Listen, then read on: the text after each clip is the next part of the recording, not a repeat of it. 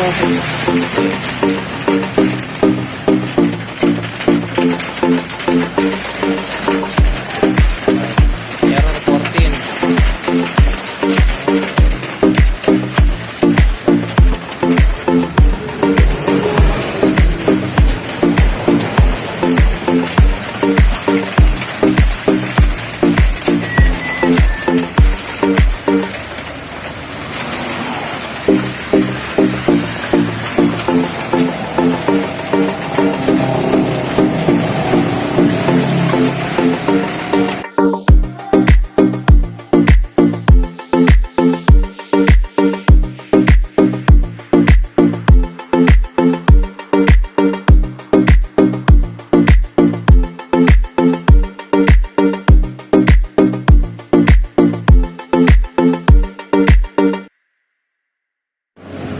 Alright, katatapos lang namin po yung engine. Ayan na.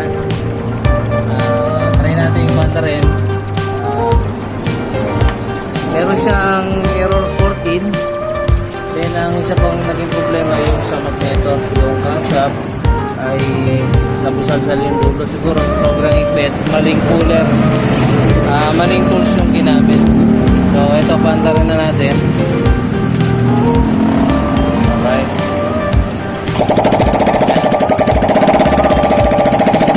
Wala na siyang error 14. At nakabit na lang namin yung motor. Goods na siya. Goods na. Kaya po sa mga bibili na second hand na motor, ingatan nyo po. Kasi unang-una, kagaya nito, ayusin pa namin. Yan.